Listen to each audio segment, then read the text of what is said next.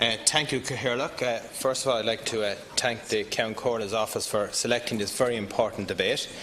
I welcome, first of all, the creation of the Land Development Agency, which is a huge positive incentive in terms of its proposal to deliver 150,000 houses over the next 20 years.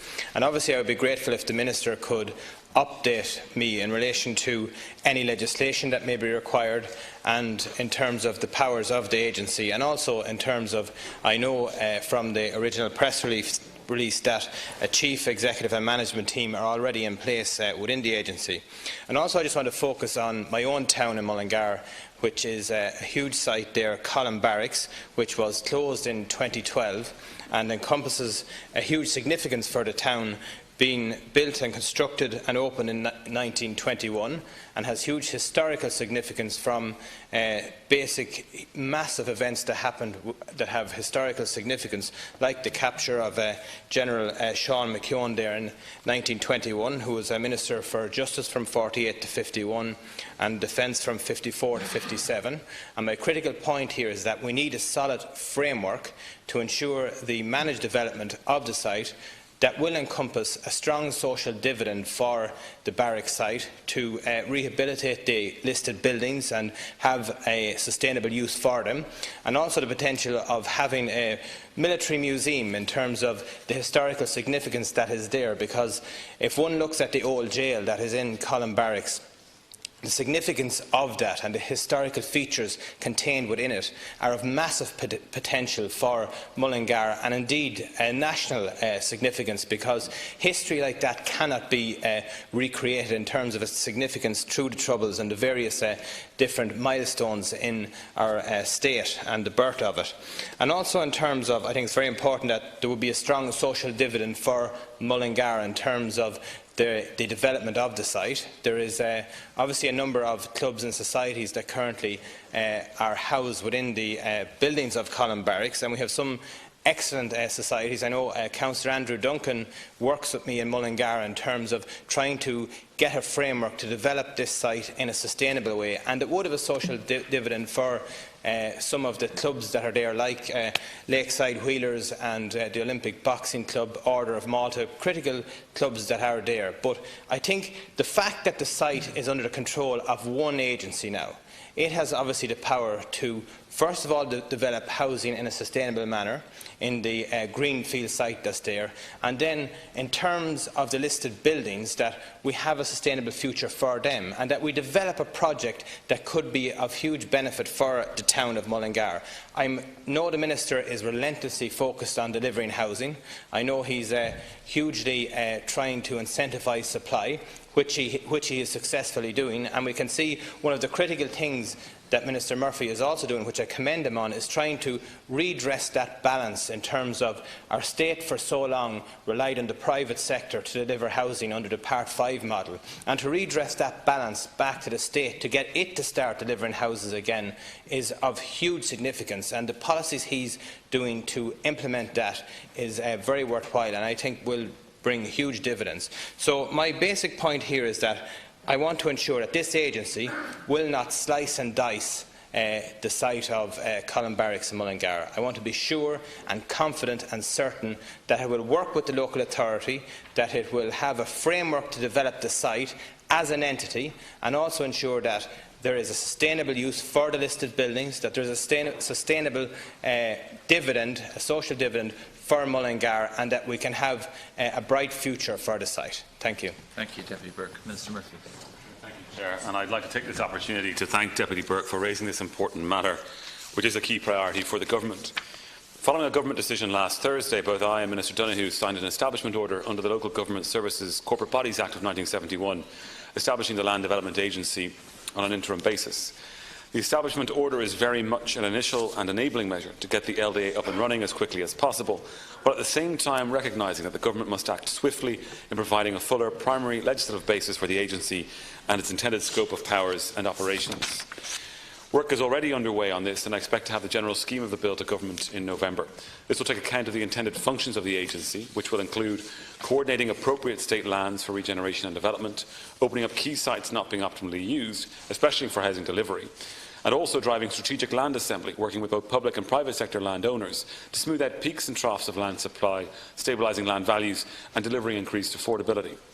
The legislative basis for the LDA will also need to take account of its role in addressing the historic and traditional volatility in land prices as a result of land speculation, as well as alleviating delays in delivering housing and strategic urban redevelopment generally. And this can often be as a result of hold-ups in delivery due to disparate land ownership and cost allocation for infrastructure.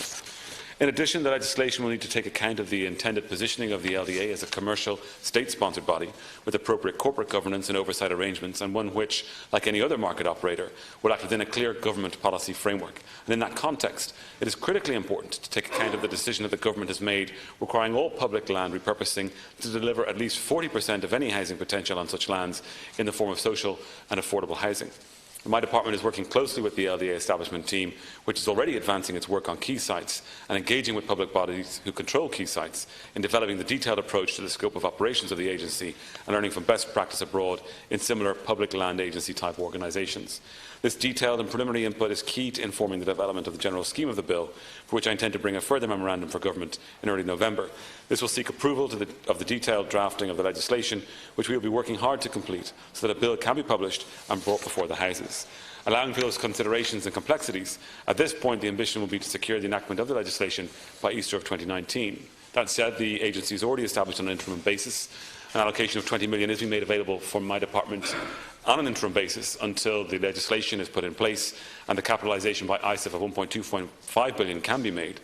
And I do want to take this opportunity to thank Deputy Burke for all of the work that he has done with me and my department to date, as well with his local authority, to make sure that we could meet the concerns of his constituents when it comes to the delivery of more housing and more affordable housing from public land in his own area, and that in doing so we can meet the concerns of his constituents in relation to how we protect ongoing uses on those sites, but also ongoing interests of the community. This will be of huge benefit to Mullingar. The new agency will see that the public land is put to use in the public good. The Land Development Agency will be the developer. It will do this. And it will, of course, consult locally with local deputies and the council, as well as other interested community groups, when it comes to the master planning and development of the site. It will be an early win for the Land Development Agency because it is a priority site already agreed with the Minister for Defence, and I want to thank Minister Keogh for his cooperation to date on this. This is not about slicing and dicing land at all. This is about bringing forward public land for housing for the general public. And by using this site in a strategic location, we'll be able to deliver more housing at a more affordable price, both subsidised housing, social housing, but also housing for the general public as well. And as well, not just housing on these key sites. Because the LDA has a mandate beyond just housing. Of course, we have tied in that very important housing mandate, but it will be able to meet the other interests of the community as necessary when we talk about a site of such scale and such strategic importance. Thank you. Thank you, and I thank Minister Murphy. I thank Minister Murphy for his response and the detail of it. And I just want to specifically focus again in terms of Colin Barracks in Mullingar. And one of the key things is Councillor Andrew Duncan, who works in Mullingar very solidly with me and myself, are very clear in our minds that there has to be a solid social dividend for the development of the site. We're very clear in our minds that the listed buildings should have a sustainable use that will benefit Mullingar. We're very clear in our minds that there are projects there that could be developed in the interest of the nation and indeed Mullingar, in terms of a museum, in terms of the highly significant historical features that have happened, that are part of the DNA of Mullingar, and indeed the proud history that our 4th Field Artillery Regiment had in Colin Barracks since it left, unfortunately, in 2012. So I think this is a very welcome development in terms of we have an agency now to drive forward this site. We have an agency that's going to ensure we have housing supply increase in our locality. I think we have an agency now that can ensure that there is no slicing and dicing, as the Minister said, that there is a framework here to develop this site in a sustainable manner, to protect the listed buildings that are there and find a sustainable use. And no one knows in the future, with Brexit and all the various different uncertainties, Mullingar being quite close to the border area, what future it may have, because it is a very significant site, as the Minister has said. And I know he is focused on delivering housing, but I would expect the Chief Executive of the new agency, I know he has met with Westmeath County Council already, but to interact and liaise with all elected officials and indeed the local authority to ensure that the best possible use of this site is for the people of Mullingar, and indeed to bring more vibrancy into it and to ensure that it is not sliced and diced. Thank you. Thank you, Deputy Burke. Minister. Thank you, Chair. Deputy Burke is right to be proud of the history of the barracks and the people who were stationed there. It has a new future ahead of it, and it's important that we work together to protect that future and to protect it in the public interest. Of course, there will be, and there must be, a social dividend from the site, but also it's important that dividend is there for the people of Mullingar to enjoy. Just a couple of things, if I might state, on the LDA just more generally. We are talking about state land, public land, that is not being used efficiently at the moment, in very desirable locations that could be much better used for things like housing, for schools or other community uses, including the ones that Deputy Burke has outlined. And now we have, for the first time, a requirement that state land must be used more strategically in the public good and must be made available for housing, for everyone. Public houses for the general public, but also locking in 50% of houses for social and subsidised housing as well. This does not mean that we are selling 50% of the state land to private developers. And it does not mean that 50% of houses on these sites will be unaffordable. Anyone who says otherwise is misleading the public. The state will be the developer. That's the purpose of the Land Development Agency. It's not to sell it off the land to other developers. We will be the developer. And we'll use different methods to deliver and guarantee housing for the public in the public interest, as well as other public goods as necessary. And without this new agency, state land in needed locations might never have been used for housing. And when we look around our urban centres and our town centres and the outskirts of some of our villages, we can see how state land is not being used where it should be used for housing. And when we think about our ambitions under Project Ireland 2040, there is a key role for the LDA here. If we're going to double the growth of our cities other than Dublin, while also growing Dublin in a sustainable way, we need an agency to better coordinate state land and bring it forward for housing delivery and other types of delivery as well. And if we're to smooth out the peaks and troughs that we have seen that have led to numerous housing crises in the history of our state, then we also need the state to be bringing forward its significant land bank for housing delivery as well. So while it does meet certain needs that we have in relation to the current shortage that we have, there is a longer-term ambition and strategic goal for this agency.